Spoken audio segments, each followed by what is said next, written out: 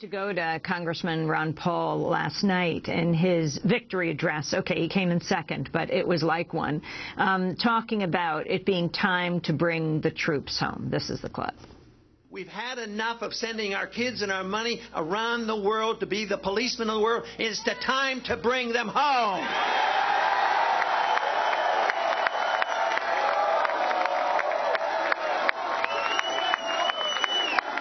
Bring them home. The one thing is we do know they will come home.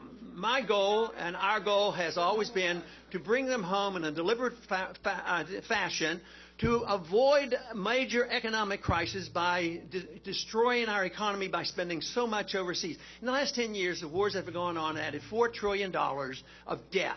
And I don't think we have been one bit safer for it. I think we have been less safe because of all the money that we have spent overseas. So this is the issue now. It is an issue that I think is crucial. Jim mentioned in the introduction that, so often they say that if we tell people that we think we should spend less in the military, they say, oh, that means you want to cut defense. No, if you cut the military-industrial complex, you cut war profiteering, but you don't take one penny out of national defense.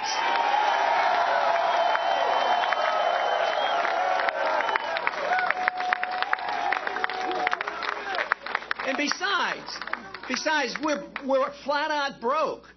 Fortunately, we did not have to fight the Soviets. The Soviets brought themselves down for economic reasons. Do you know that they were so foolish and thought themselves so bold that they could pursue their world empire that they invaded Afghanistan? And that was Ron Paul in South Carolina. Some experts predict Paul's foreign policy views, anti-war positions could hurt him, given the state's large military institutions and heavy weapons industry. But Ron Paul says he receives more money from members of the military than all the other candidates combined. Arnie Alpert, talk about this anti-war stance and the significance of it. You were active in Occupy New Hampshire for garnering support or not in New Hampshire.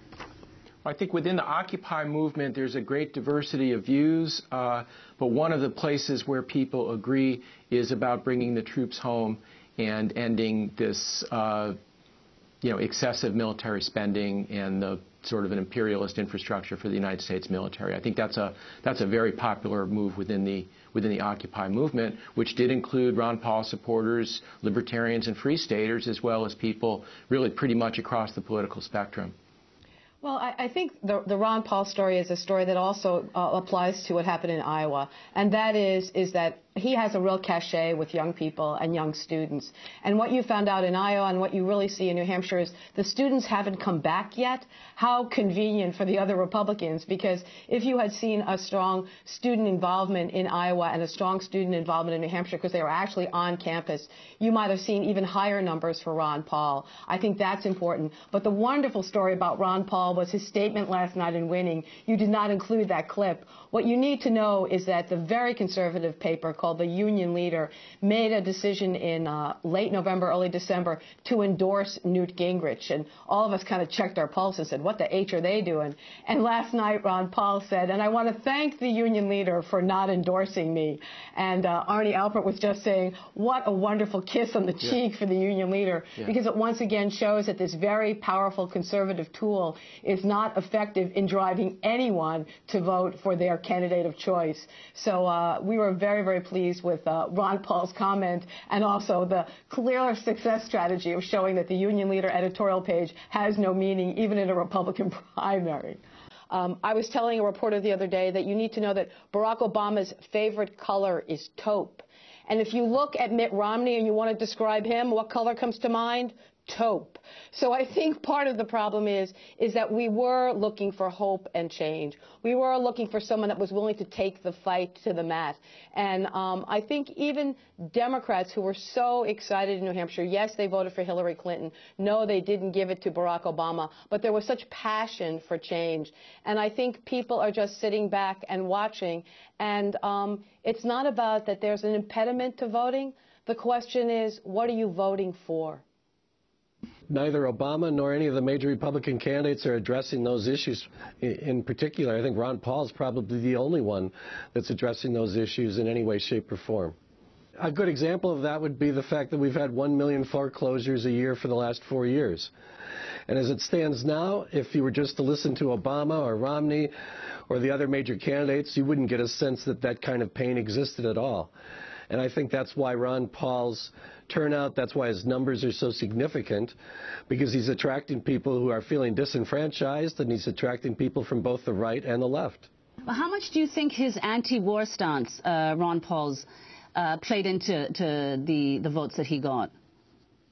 I think it matters a lot. He's the only authentic anti-war candidate from either party. And so for those that were disappointed with Obama on the anti-war issue, there's Paul. And for those on the Republican side that recognize that we just have to change the way we're spending money and the military is one of the ways, there's Paul. Quite frankly, he's about the only person on either side that's thinking in a big picture about how we're going to deal with foreign policy in the new world and how we're going to deal with money in a new world when there just isn't that much money. I think you have governments that are addressing issues that aren't really connecting with a whole bunch of Americans, especially blue-collar Americans. And I don't know that they see a whole lot of reason to go out and vote for either Obama or to vote for Romney or some of the others. I think there's a real disconnect between our government and a whole number of our citizens.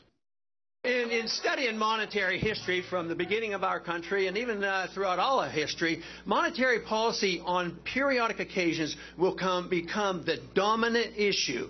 And we have emphasized that, and it has become an important issue. Just think, this is the first presidential campaign that the subject ever came up since the Federal Reserve was started. So we are now...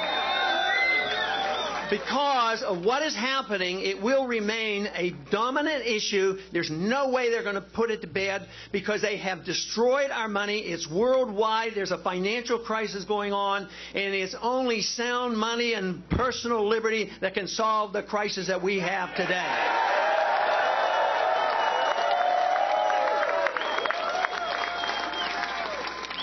But the one reason I talk about the monetary system so much, it was a sneaky, deceitful way to pay the bills. You know, an honest government that wants to be a big spending government would tax the people, and then the people would know what they were doing. If we had to pay taxes for everything that they do, you know, the people would rise up and stop it.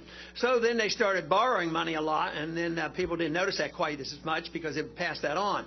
But then they resorted to the printing of the money, and that is why the Federal Reserve was established, to take care of the powerful interests, the military-industrial complex, the banking system, and deficit financing. And there's a couple reasons they have deficit financing. Sometimes there are conservatives that want deficit financing, and sometimes there are liberals who want deficit financing. And they have resorted to this, and of course this is why we are facing this crisis today. But it also serves those interests who like to think that we have this responsibility. They claim it's a moral responsibility to take our young people, put them into the military, and send them hither and yon around the world, policing the world and using up the money.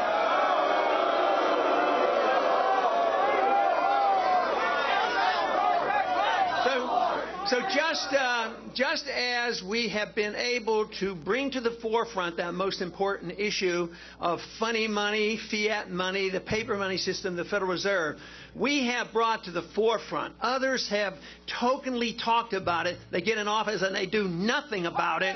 But right now, it is this liberty movement, which is seen as a patriotic movement, an individual liberty movement, that is saying to the country and to the world, we've had enough of sending our kids and our money around the world to be the policemen of the world. It's the time to bring them home.